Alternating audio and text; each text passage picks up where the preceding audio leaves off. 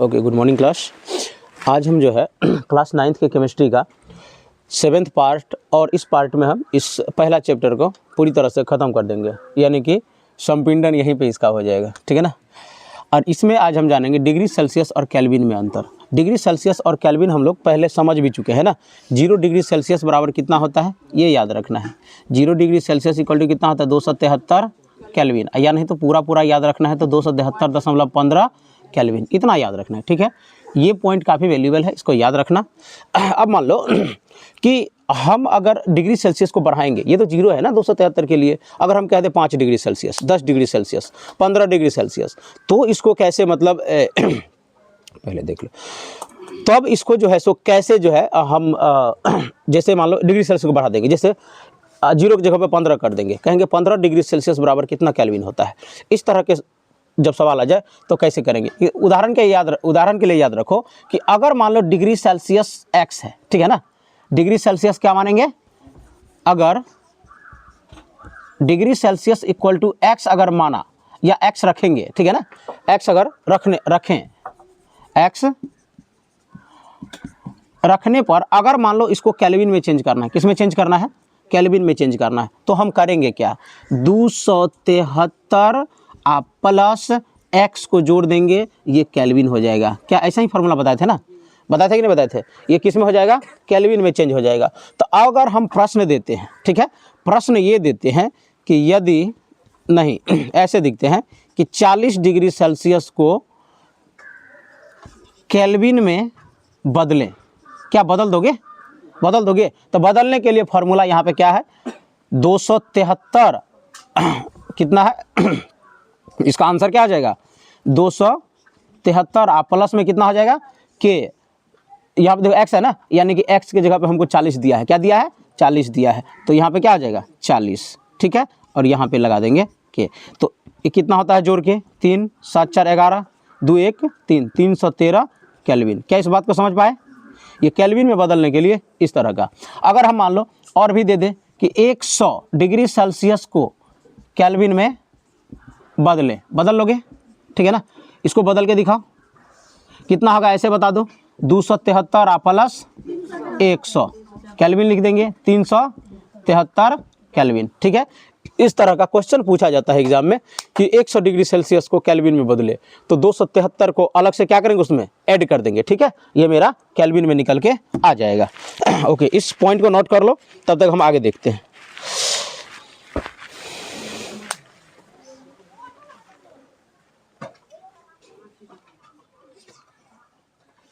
इसको रोक लो थोड़ा सा, अब इसका पॉज देखेंगे हम। अब इसका जो है हम तो डिग्री सेल्सियस से केल्विन में बदलना सीख गए, अभी क्या करेंगे केल्विन से डिग्री सेल्सियस में बदलेंगे, केल्विन से डिग्री सेल्सियस में, तो उसको भी जानते हैं। केल्विन से डिग्री सेल्सियस में बदलेंगे तो क्या करेंगे, जितना केल्विन देगा, ठीक है ना, जितना भी केल्विन देगा उसमें हम क्या करेंगे, जिसे मान लो कि हमें क्या करना है, केल्विन से केल्विन यानी कि के से डिग्री सेल्सियस में बदलना है। तो इसमें हम क्या करेंगे, डिग्री सेल्सियस में बदलने के लिए जितना केल्विन देगा, ठीक है ना, जितना केल्विन देगा उसमें से माइनस कर देना है 273, यही क्या हो जाएगा डिग्री सेल्सियस। समझ रहे हैं बात को।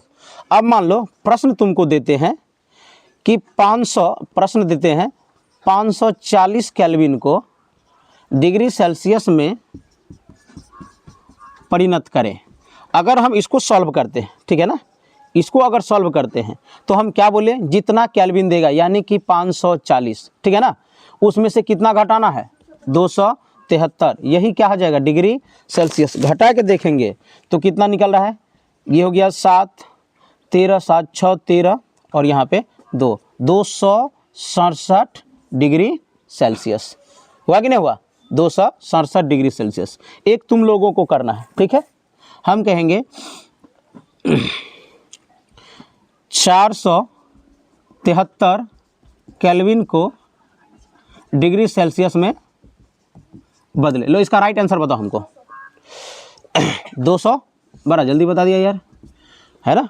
कितना हो जाएगा 200। करना क्या, इसमें से 273 को माइनस कर देना है। चलने दो, कोई बात नहीं। आए वीडियो रोको एक बार। क्या करना है इसको, 473 में से क्या घटा देना है, 273, यही क्या हो जाएगा केल्विन, यानी कि 200 केल्विन। हो गया ना आसान, ये हो गया आसान। ओके, नहीं मिटाएंगे, छोड़ देते। अब जो है एक पदार्थ का 3 अवस्था हम लोग पढ़ लिए, ठोस, द्रव और गैस। अब हम पदार्थ का चौथा अवस्था के बारे में जानते हैं। चौथा अवस्था क्या होता है, प्लाज्मा अवस्था। क्या होता है, प्लाज्मा अवस्था। मिटा इसको, तो तुम लोग भी लिख लो, पदार्थ का चतुर्थ अवस्था या फिर चौथा अवस्था।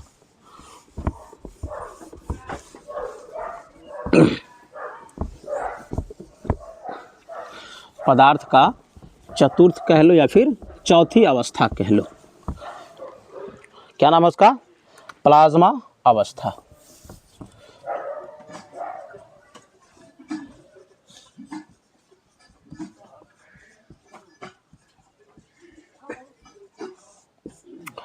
कौन सा है भाई, प्लाज्मा।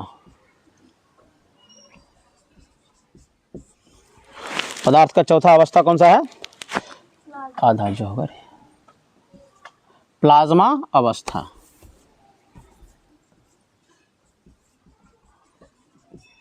अरे यार बार बार गलती कह रहे हैं, प्लाज्मा अवस्था।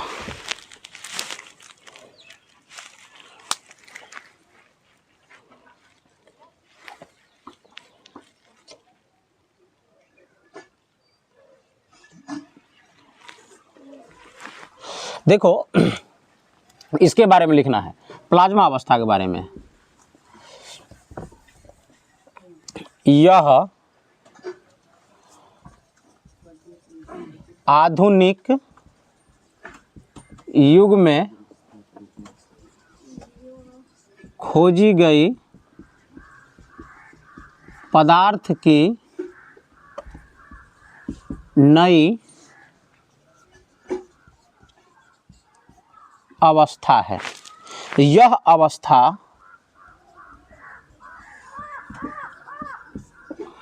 पदार्थ के अन्य अवस्था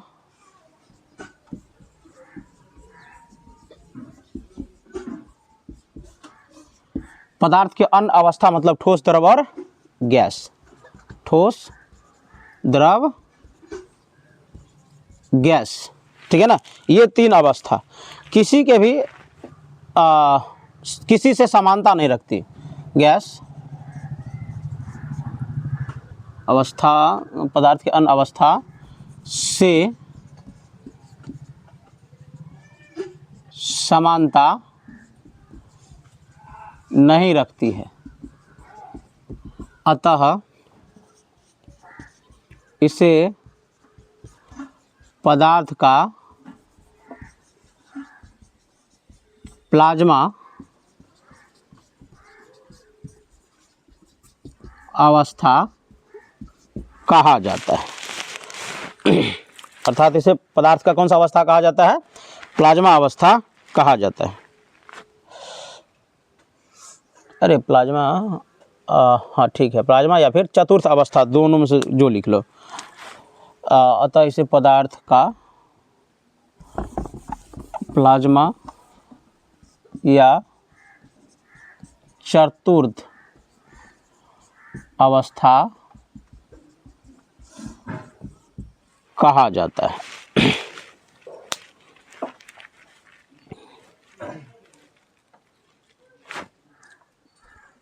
इसको लिखा,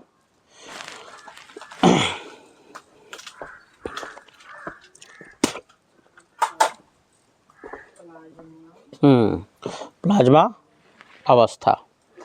प्लाज्मा अवस्था में चीज़ क्या होता है, एकदम लाल हो जाता है, सबसे ज़्यादा हीट, इससे ज़्यादा और गर्म नहीं कर सकते हैं पदार्थ की अवस्था को, ठीक है ना। जैसे मान लो एक लोहा है, ठीक है, लोहा को क्या किए हम, पिघलाकर क्या बना दिए, लावा। क्या बना दिए, लावा। ये लावा कौन सा अवस्था है, प्लाज्मा अवस्था है, ठीक है ना। ये कौन सा अवस्था है? प्लाज्मा अवस्था। मतलब एक ऐसा हीट जिसमें किसी भी चीज़ को डालो तो वो क्या हो जाए? गल जाए, ठीक है ना। जैसे प्लास्टिक गल के बहने लगता है ना, इतना तापमान में लोहा भी, मतलब ऐसा तापमान, वो चरम तापमान जिसमें अगर लोहा को भी डालेंगे तो लोहा भी क्या हो जाएगा? लिक्विड बन के बह जाएगा पानी की तरह, तो उसको हम लोग कौन सा अवस्था कहेंगे? प्लाज्मा अवस्था। अच्छा, पानी की तरह अगर बह जाएगा तो उसको प्लाज्मा अवस्था क्यों कहेंगे? उसको द्रव अवस्था क्यों नहीं कहेंगे? तो ये द्रव से भिन्न है, ठीक है ना। प्लाज्मा अवस्था, तीनों अवस्था ठोस, द्रव और गैस, तीनों से क्या है? भिन्न है, यानी कि किसी से समानता नहीं रखता है, जिसके कारण इसको पदार्थ का अन्य अवस्था यानी कि, तो पानी का एक गुण है कि जैसे उसको छोड़ोगे तो बह जाएगा इधर उधर, लेकिन ये ऐसे नहीं बहेगा, ये बहुत स्लो जाएगा। क्या जाएगा? बहुत स्लो जाएगा। पानी को किसी लकड़ी के माध्यम से उठा सकते हो? नहीं उठा सकते हो, लेकिन ये जो प्लाज्मा अवस्था है इसको लकड़ी से ऐसे उठा सकते हो, ठीक है ना। ये सट जाएगा। जैसे मान लो क्या कह सकते हैं, लास्ट जैसे चीनी का कभी बोर देखे हो ना, पूरा गाढ़ा कर दो, वो एक कह सकते हो कि ये प्लाज्मा अवस्था है। क्या है वो? प्लाज्मा अवस्था। वो दिखने में ऐसा, या नहीं तो जब ज्वालामुखी फटती है तो उनके द्वारा लिंटा गया लावा जो है वो कौन सा अवस्था है? प्लाज्मा अवस्था है, ठीक है ना। ये पानी, ये बहेगा लेकिन पानी की तरह ऐसे धड़ल्ले से नहीं बहेगा, इसका रफ्तार क्या होगा? स्लो होगा। इस अवस्था को हम लोग क्या बोलते हैं? प्लाज्मा अवस्था बोलते हैं। अब पदार्थ की एक आखिरी अवस्था है जिसको हमारे भारत के नाम था उसका बॉस आइंस्टीन, वैसे नाम था इसका कंडेंसेंट, लेकिन आइंस्टीन ने इसके थ्योरी को पढ़ा था और उसको समझा था और बताया था कि ये अवस्था भविष्य में इसकी खोज हो सकती है, इसलिए इसने क्या किया, इनको इस अवस्था को नाम ही दे दिया पदार्थ का, बॉस आइंस्टीन कंडेन अवस्था। इसके बारे में भी हम समझ लेते हैं। और वो पांचवा अवस्था होगा और आखिरी अवस्था होगा। छठा अवस्था, देखो पदार्थ का जो चौथा अवस्था है प्लाज्मा अवस्था, ठीक है ना, उससे ज़्यादा गर्म किसी चीज़ को नहीं किया जा सकता है, इससे ज़्यादा गर्म किसी चीज़ को नहीं। पदार्थ का जो प्लाज्मा अवस्था है उससे ज़्यादा गर्म हम किसी चीज़ को नहीं कर सकते हैं, और पदार्थ का जो बॉस आइंस्टीन अवस्था है उससे ज़्यादा ठंडा हम किसी चीज़ को नहीं कर सकते हैं। तो पंचम अवस्था या पदार्थ का पांचवा अवस्था, पदार्थ का पांचवा अवस्था, पदार्थ का पांचवा अवस्था लिखो, बॉस आइंस्टाइन, बॉस आइंस्टाइन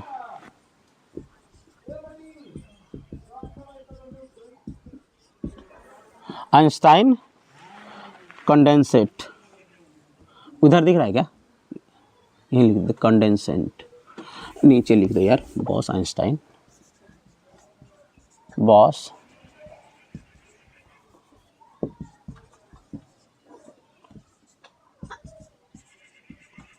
कंडेंसेंट, कंडेंसेंट,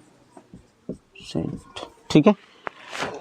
ये है पदार्थ का पांचवा अवस्था। इसमें बॉस आइंस्टीन ने कहा कि इससे ज़्यादा किसी भी चीज़ को क्या कर सकते हैं? ठंडा नहीं कर सकते हैं। लिखो 1920 में भारत के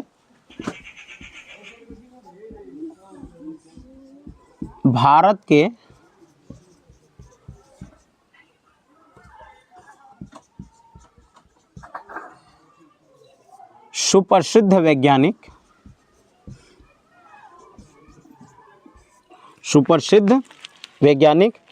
या भौतिक वैज्ञानिक लिख सकता है, सत्येंद्र ने, या सत्येंद्र नाथ बोस नाम था इसका, नए गए लिखने के सत्येंद्र नाथ बॉस ने, रुक ना 5 मिनट, बॉस ने अपने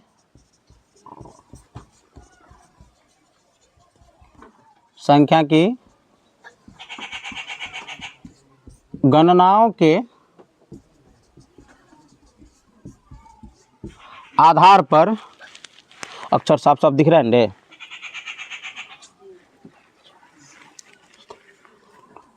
आधार पर पदार्थ की पंचम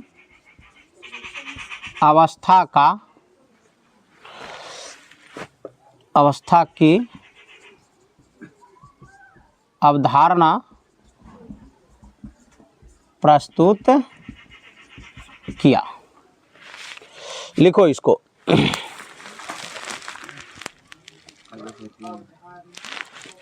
प्रस्तुत किया।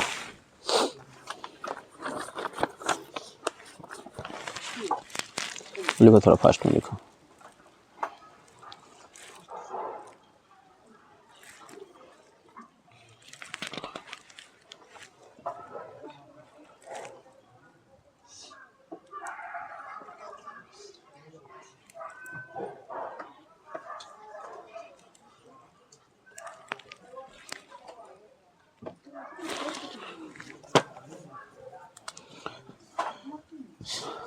सर आइंस्टीन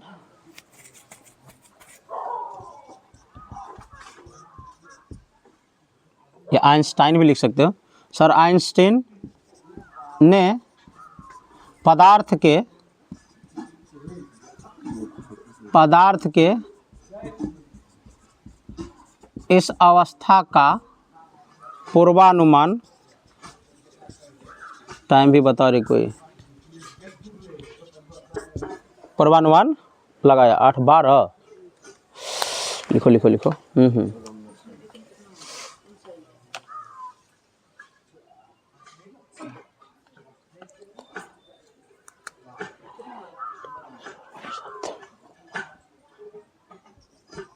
तथा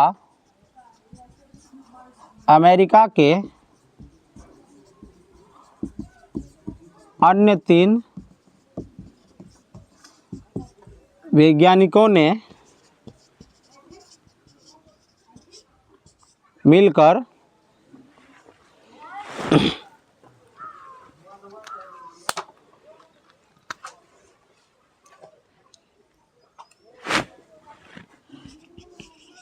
गैस को अति शीतलित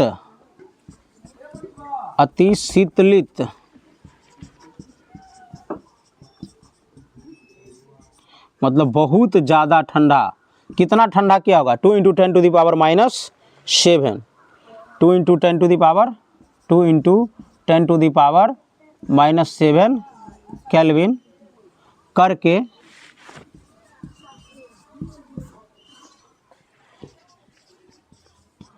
पदार्थ के पंचम अवस्था का खोज किया। पंचम अवस्था का खोज किया। इस अवस्था को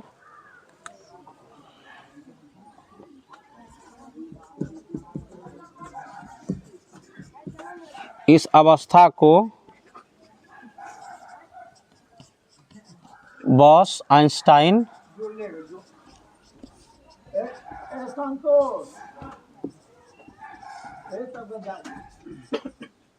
कंडेंसेंट, शॉर्टकट में BEC होगा ना, BEC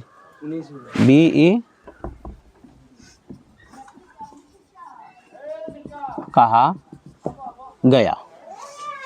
वीडियो को रोको सिर्फ, क्योंकि इसमें और कुछ देखो। चौथा अवस्था पदार्थ का प्लाज्मा अवस्था है। उस अवस्था में पदार्थ को इतना ज़्यादा गर्म कर दो कि उससे ज़्यादा गर्म नहीं किया जाए। यानी कि उस अवस्था में कोई भी ठोस पदार्थ क्या होता है? पानी बन के बहने लगता है, ठीक है। और जस्ट उनका अपोज है पदार्थ का पांचवा अवस्था। मतलब कोई भी चीज़ को इतना ना ठंडा कर दो कि उनसे ज़्यादा ठंडा हो ही ना पाए, और वो ठंडा होने के बाद इतना मजबूत हो जाए कि उसको कोई मतलब सीधा कह लो कि वो ठोस का सबसे एकदम कठोर रूप हो जाए। तो इसने क्या किया कि इतना ज़्यादा ठंडा कर दिया, देख लो -7, 2 × 10⁻⁻7 केल्विन इसको ठंडा कर दिया। अब इतना ठंडा करने के बाद कोई भी पदार्थ को जब ठंडा करेंगे, जैसे हम क्या बोले कि एक केला ले लो। केला जबकि पका हुआ केला बहुत नॉर्मल होता है, दबा दोगे तो पिचक जाएगा वो। उसको लिक्विड नाइट्रोजन में डाल दो, जिसकी तापमान कितनी होती है? लगभग 200 डिग्री सेल्सियस माइनस में। तो वो क्या होता है? एकदम कठोर हो जाता है। हथौड़ा से तोड़ोगे तब वो जाके टूटेगा वो केला। तो जब इतना ठंडा किए तो कितना हो गया? सख्त हो गया हथौड़ी की तरह। अब इनको कितना ठंडा करना है? तो 2 अब पावर कितना है 7, 1 2 3 4 5 6 7, इतना जीरो लगाओगे, इतना डिग्री, इतना केल्विन ठंडा कर दो। अब बताओ वो चीज़ कितना ज़्यादा खतरनाक ठंडा होगा, ठीक है ना। इससे ज़्यादा ठंडा नहीं किया जा सकता है, और इस ताप पर कोई चीज़ इतना कठोर हो सकता है कि उसको कोई भी नहीं तोड़ सकता है, ठीक है ना, इतना कठोर हो सकता है। ऐसा किसने कहा था? बॉस आइंस्टीन ने, ठीक है ना। सॉरी, ये क्या नाम था? सत्येंद्र नाथ बोस ने, कहीं नाम होगा उसका देख लेना। सत्येंद्र नाथ बोस ने ऐसा कहा था, ठीक है ना, भारतीय वैज्ञानिक थे। तो इस बात को माना नहीं, है ना, माना नहीं। इन्होंने क्या किया, एक लेटर लिखा, किसको? आइंस्टीन महोदय को। किसको लिखा? आइंस्टाइन महोदय को एक लेटर लिखा। आइंस्टाइन ने इसको चेक किया कि क्या ये बात सही है, और आइंस्टाइन ने पूर्वानुमान लगाया कि नहीं, ऐसा हो सकता है, एक्चुअल में सही में हो सकता है ऐसा। और इन्होंने इसके थ्योरी को क्या किया था? सत्येंद्र नाथ बोस के थ्योरी को सत्य माना था, जिसके कारण उसके बाद जब ये माना था सत्य, तो फिर जो है ये सत्येंद्र नाथ बोस ने इसको अमेरिका के वैज्ञानिकों को सौंपा। वहाँ के 3 वैज्ञानिकों ने किसी पदार्थ को इतना ज़्यादा ठंडा कर दिया, 2 × 10⁻⁷, और पदार्थ का 5वीं अवस्था प्राप्त किया, जो कि पदार्थ का सबसे ठंडा अवस्था है। तो सबसे गर्म प्लाज्मा, सबसे ठंडा बॉस आइंस्टीन यानी कि BEC। और इसकी जो है सो थ्योरी कब दी गई? 1920 में, कहीं लिखा होगा, देख लो, 1920 में, ठीक है ना।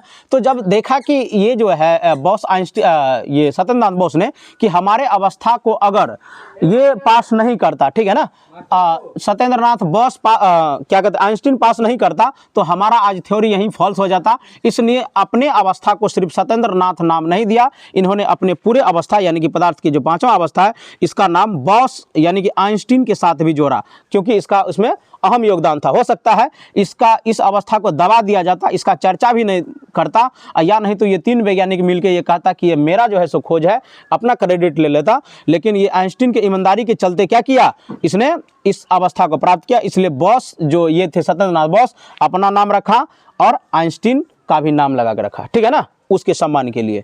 तो हाँ भैया, 1 मिनट, यहाँ पे ये चैप्टर खत्म हो जाता है, ठीक है।